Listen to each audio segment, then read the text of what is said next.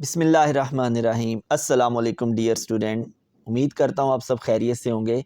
Student, अब हम chapter number 14 के न्यूमेरिकल प्रॉब्लम स्टार्ट कर रहे हैं। तो सबसे पहले 14.1 न्यूमेरिकल पढ़ते हैं। A current of 3 milli ampere is flowing through a wire for 1 minute. What is the charge flowing through the wire. ये हमारा क्वेश्चन है, सिंपल सा। तो सबसे पहले हम गिवन लिखेंगे। इसमें करंट है 3 मिली एम्पेयर और आप जानते हैं कि milli ampere is equal to exponent -3 ampere. ठीक है, मिली की वैल्यू, मिली प्रीफिक्स है ना, तो मिली की जो वैल्यू होती है वो एक्सपोनेंट -3 होती है।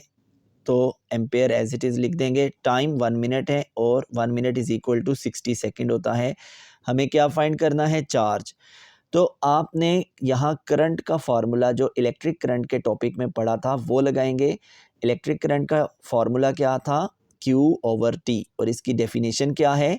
Rate of flow of electric charge through any cross sectional area is called electric current. के यूनिट टाइम में एक cross sectional area of wire में से जितना चार्ज फ्लो करता है वो इलेक्ट्रिक करंट कहलाता है, जिसको I से जाहिर करते हैं। तो I is equal to Q/T। But हमें क्या फाइंड करना है? Q। तो Q is equal to IT हो जाएगा। I की वैल्यू हमारे पास मौजूद है 3 एक्सपोनेंट -3। टाइम 60 सेकेंड है, तो इनको मल्टीप्लाई करें। 60 multiply by 3 180, 180 into exponent -3 coulomb, ये आपका चार्ज आ जाएगा। ओके जी, अब हम चलते हैं 14.2 की तरफ और इसकी सबसे पहले स्टेटमेंट पढ़ते हैं। At 100,000 ohm how much current flows through your body if you touch the terminals of a 12 volt battery. ये एक स्टेटमेंट है, यानी ये क्वेश्चन का एक पार्ट है। If your skin is wet, ये अब सेकंड पार्ट पढ़ रहा हूँ। If your skin is wet so that your resistance is only 1000 ohm how much current would you receive from the same battery. Okay, तो सबसे पहले data लिखेंगे। Dry skin के केस में रेजिस्टेंस जो है वो 100,000 ओहम है और बैटरी का वोल्टेज है 12 वोल्ट। करंट कितना फ्लो करेगा? अब आप फ़ौरन समझ लें कि V और R गिवन है और I फाइंड करना है। मतलब यहाँ पर ओहम्स लॉ फ़ौरन अप्लाई करेंगे। V equals to IR, because V, I और R का जो रिलेशनशिप है वो ओहम्स लॉ ने ही डिस्क्राइब किया था। V की जगह 12 लिखेंगे, I फाइंड करना है, R की जगह पे 100,000 लिख देंगे। 100,000 को जब आप लेफ़्ट साइड पे शिफ्ट करेंगे तो वो डिवाइड हो जाएगा। ठीक है, I को अकेला छोड़ना है ना, तो 100,000 इधर आके डिवाइड हो जाएगा। और जब आप अपने साइंटिफिक कैलकुलेटर से इसको सोल्व करेंगे, your answer will B 1.2 exponent -4 ampere. ये आपका आंसर आएगा।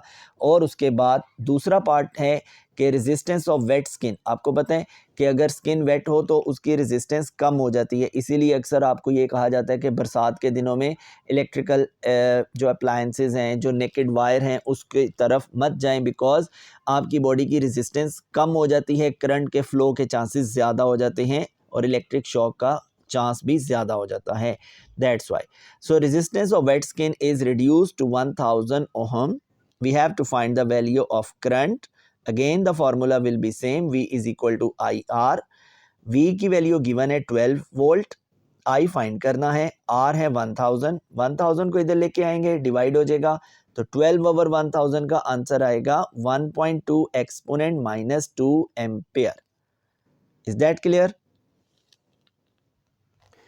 Now moving toward 14.3 numerical, the statement says resistance of a conductor wire is 10 mega ohm if a potential difference of 100 volt is applied across its ends, then find the value of current passing through it in milliampere.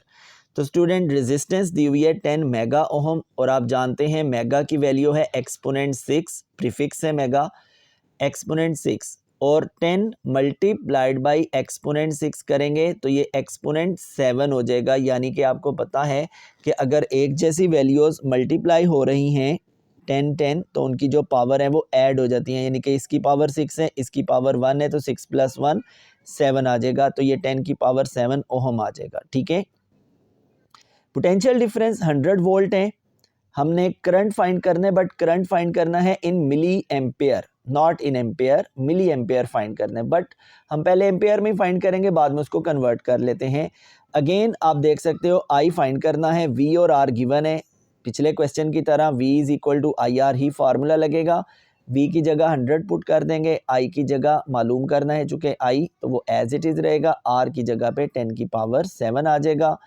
10 की power 7 को left side पे shift करेंगे तो divide हो जाएगा। अपने scientific calculator से इसको सोल्व करेंगे तो आंसर आएगा exponent -5 ampere. But the requirement is you have to find the current in milli ampere. तो आप जानते हैं कि 1 एम्पेयर में 1000 मिली एम्पेयर होते हैं। तो आपको ये भी पता है कि बड़ी वैल्यू से छोटी वैल्यू में जाना हो तो हमेशा मल्टीप्लाई किया जाता है, और अगर छोटी वैल्यू से बड़ी वैल्यू में जाना हो तो क्या करते हैं, डिवाइड करते हैं। तो यहाँ पर हम लोग बड़ी वैल्यू से छोटी वैल्यू में आ रहे हैं, इसलिए मैं 1000 से मल्टीप्लाई करूँगा। जब इसको मैं 1000 से इस आंसर को मल्टीप्लाई करूँगा the final answer will be 0.01 milli ampere. Very simple question. Question 14.4 is also very simple. The statement says, by applying a potential difference of 10 volt across a conductor, a current of 1.5 ampere passes through it. How much energy would be obtained from the current in 2 minutes? Student यहाँ हम refer करेंगे Joule's law को। Joule's law हमने जो derive किया था W is equal to I square R T, लेकिन उससे पहले W is equal to V I T हमने एक फार्मूला पढ़ा था उसमें, तो वही फार्मूला यहाँ पर अप्लाई होगा।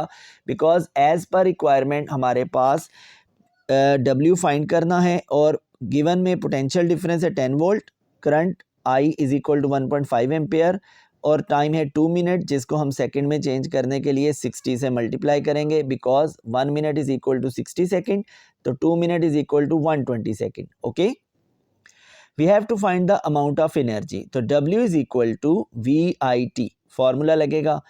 V की जगह 10 पुट कर देंगे, I की जगह पे 1.5, T की जगह 120, तीनों को सॉल्व करेंगे 1800 जाउल आंसर आ जाएगा।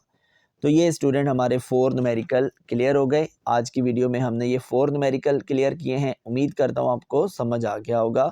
Thank you so much. अल्लाह हाफिज़।